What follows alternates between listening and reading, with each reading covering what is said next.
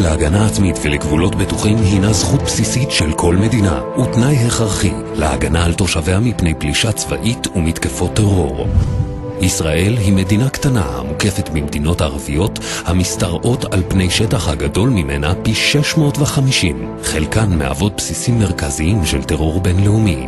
70 קילומטרים בלבד מפרידים בין בקעת הירדן לבין הים התיכון. במלחמת ששת הימים הותקפה ישראל על ידי 4 צבאות מ3 חזיתות. לאחר המלחמה הכירה מועצת הביטחון של האו"ם בהחלטה 242 בזכותה של ישראל לגבולות בטוחים, דהיינו גבולות בני הגנה במקום הגבולות השבריריים מהם הותקפה. מה הם אותם גבולות בני הגנה? מה הם צורכי הביטחון הבסיסיים של ישראל? בקעת הירדן, החזית המזרחית של ישראל, מהווה חיץ טבעי בין ישראל למדינות ירדן, עיראק ואיראן. בקעת הירדן המתנשאת מגובה של 400 מטרים מתחת לפני הים ועד לגובה של 1,000 מטרים מעל לפני הים, יוצרת מכשול יבשתי של 1,400 מטרים מול כוחות תוקפים ממזרח. האיום הגובר של הג'יהאד העולמי סמוך לגבולה של ישראל מחייב אותה להגן על עצמה מפני חדירות של מחבלים והברחות אמל"ח. לאחר שישראל נסוגה מציר פילדלפי ב-2005, הפך הגבול בין מצרים לבין רצועת עזה לערוץ מרכזי להברחות טרוריסטים, מאות טונות של אמצעי לחימה ותחמושת מרחבי העולם הערבי. בקעת הירדן היא המקבילה של ציר פילדלפי במזרחה של ישראל. על מנת להגן על עצמה, ישראל חייבת לשמור על נוכחותה בבקעת הירדן. זהו אזור גב ההר.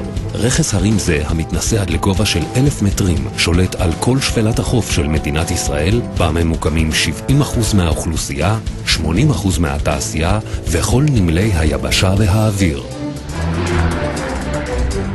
רקטות הנורות מהרי יהודה מהוות סכנה מיידית לירושלים הבירה.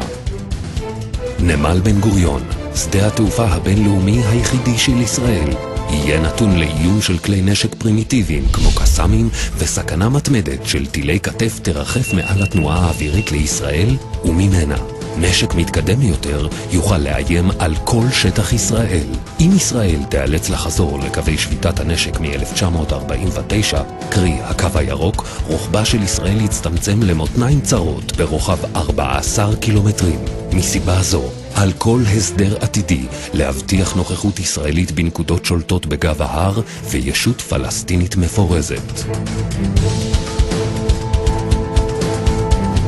משמעותם של גבולותיה הצרים של ישראל היא שמטוס קרב יכול לחצות את המדינה לרוחבה תוך פחות מ4 דקות. מטוס אויב החודר ממזרח מגיע לירושלים תוך פחות מ2 דקות.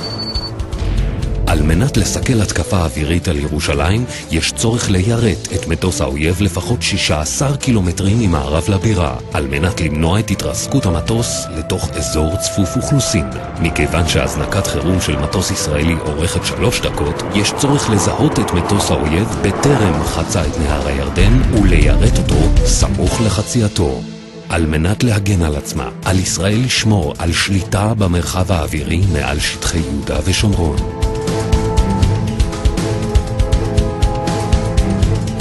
אורכי התחבורה של ישראל מחברים בין חלקי המדינה השונים ומאפשרים את היערכותו של צה"ל במקרה של מתקפה. הגנה על אורכי תחבורה אלה היא חיונית על מנת למנוע ירי צלפים על נוסעים בכביש, למנוע ניתוק אזורים שלמים מהמדינה, להבטיח את ניידותם של כוחות הביטחון הישראלים במקרה של התקפה. על מנת להגן על עצמה, ישראל חייבת לשמר את יכולת התנועה החופשית באורכי התחבורה המרכזיים. קיימת אי-ודאות רבה ביחס לעתיד המזרח התיכון, במיוחד לאחר הנסיגה המתוכננת של הכוחות האמריקאים מעיראק, ועתידם של אף אחד מהמשטרים הקיימים באזור אינו מובטח. ישראל חייבת להשיב על כנה את דוקטרינת הביטחון המסורתית של קברניטי הביטחון של המדינה מאז הקמתה, ברוח משה דיין, יגאל אלון ויצחק רבין. היום, יותר מתמיד, חיוני להבטיח גבולות בני הגנה לישראל.